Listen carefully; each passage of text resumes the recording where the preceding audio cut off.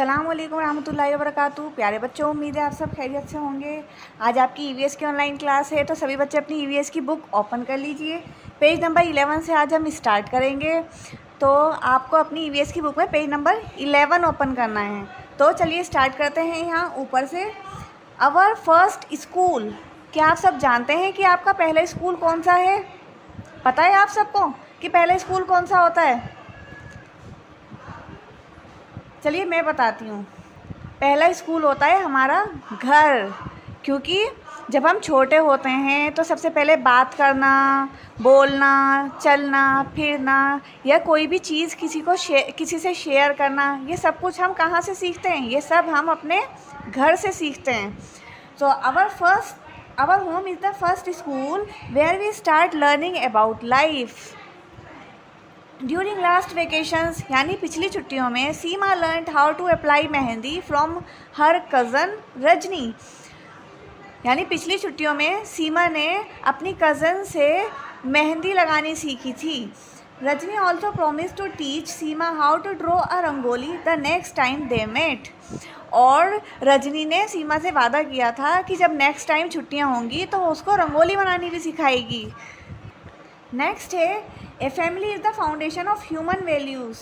जो हमारी फैमिली होती है वो बुनियाद होती है, वो बेस होता है जहाँ से हम हर अच्छी बुरी बात सीखते हैं। हमें हर अच्छी बुरी बात जहाँ से बताई जाती है।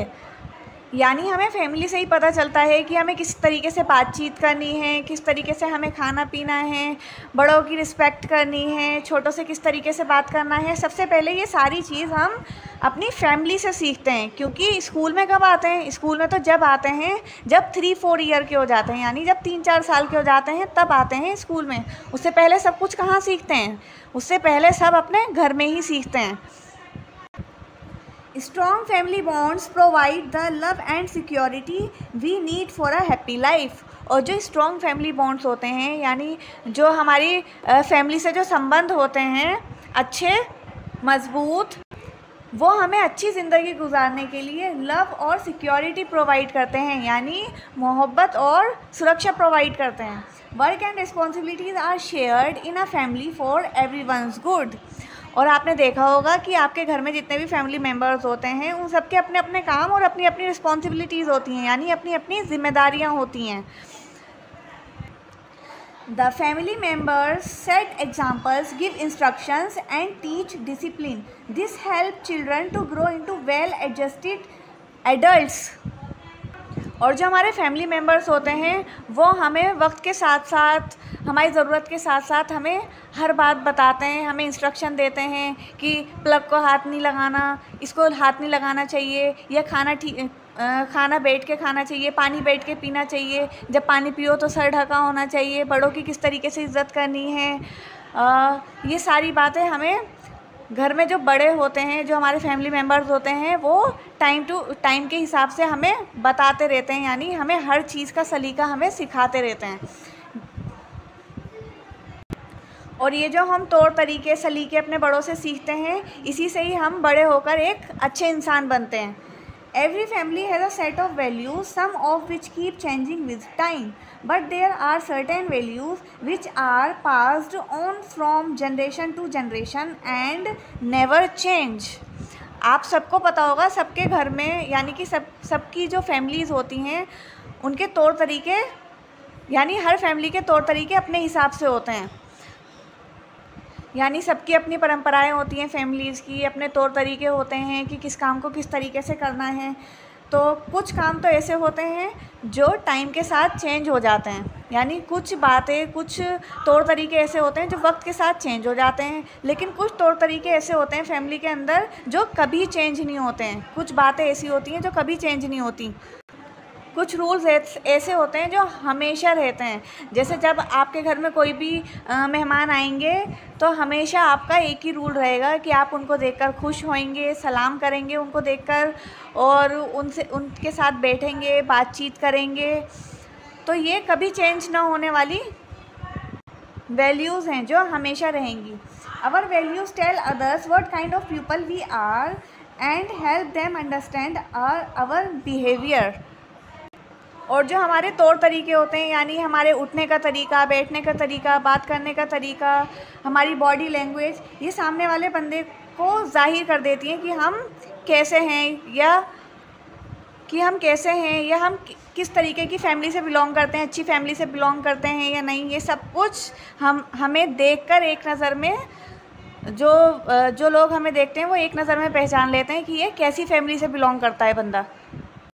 यानी अगर आपने अच्छे कपड़े पहने होंगे, आप अच्छे से तैयार हुए होंगे और आप बात अच्छे से करेंगे, अदब करेंगे, बड़ों की इज़्ज़त करेंगे, उनसे प्यार से बात करेंगे, तो आपकी जब आप उनसे मिलेंगे उनको सलाम करेंगे, जाते टाइम आप सलाम करेंगे, तो इन सब चीज़ों से पता लग जाता है कि ये कैसी फैमिली का बच्चा है।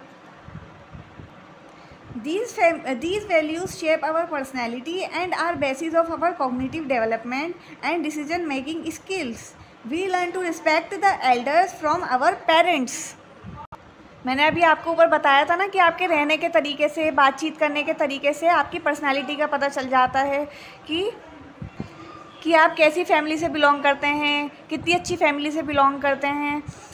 और जो हमारे तौर तरीके होते हैं उससे हमारा माइंड भी डेवलप होता है। यानी जब जो हमारे घर के जो बड़े होते हैं, जब वो हमें कोई बात बताते हैं, कोई बात सिखाते हैं, जैसे बड़ों का सम्मान करना चाहिए, उनकी रिस्पेक्ट करनी चाहिए, आदर करना चाहिए, और हर चीज़ में हमें सलीका सिखाते हैं, खाना किस तरीके से खाना चाहिए, चबा कर खाओ, आवाज़ ना करो बिल्कुल भी, पानी बैठ कर पियो, सर पे दुपट्टा रख कर पियो।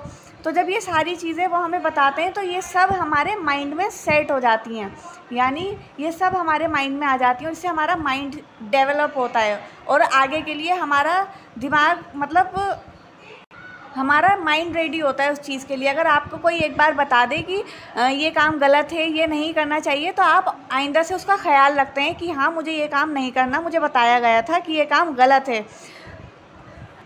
और जब आपको हर अच्छी बुरी बात का पता चल जाता है तो फिर आप डिसीजंस भी अच्छे से ले सकते हैं। नेक्स्ट है we learn to respect the elders from our parents. हमारे जो पेरेंट्स होते हैं वो हमें सिखाते हैं कि बड़ों की इज़्ज़त बड़ों की इज़्ज़त करनी चाहिए, उनका आदर करना चाहिए, उनसे किस तरीके से बात करनी चाहिए।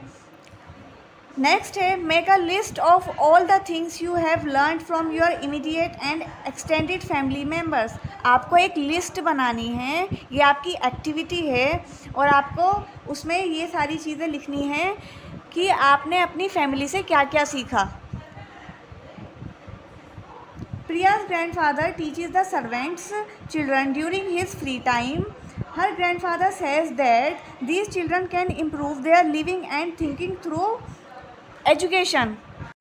अब प्रिया के जो ग्रैंडफादर हैं, यानी उनके जो दादा हैं, उनके घर में जितने भी सर्वेंट हैं जो उनके घर में काम करते हैं, उनके बच्चों को फ्री टाइम में पढ़ाते हैं, सिखाते हैं सब बातें, अच्छी बातें।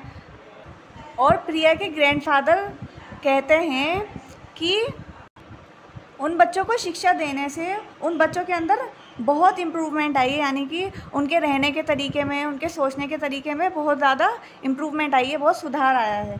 Now they are getting confident enough to fight against superstitions and get changed with time.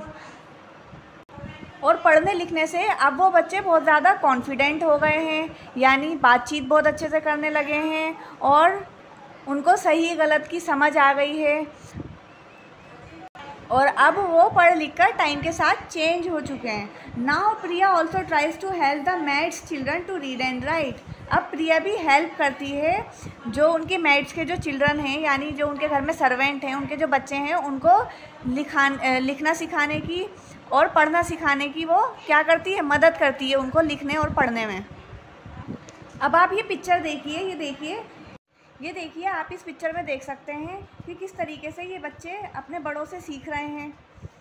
ये जो बड़े हैं इनको किस तरीके से सिखा रहे हैं और फिर उसके बाद जब ये बच्चे सीख जाएंगे फिर ये क्या करेंगे, जो इनसे छोटे हैं ये उनको सिखाएंगे और इसी तरीके से फिर वो अपने छोटों को सिखाएंगे। तो इसी तरीके से जो वैल्यूज़ होती हैं, तौर तरीके होते हैं या रूल्स एंड रेगुलेशंस होते हैं, वो जनरेशन टू जनरेशन पास होते हैं, यानी एक से दूसरे तक पहुंचते हैं। उम्मीद है आपको ईवीएस का चैप्टर नंबर 2 समझ आया होगा। और ये यहाँ पर आपका चैप्टर नंबर 2 कंप्लीट होता है। चलिए नेक्स्ट क्लास में मिलेंगे। Thank you very much. अस्सलाम वालेकुम रहमतुल्लाहि व बरकातहू।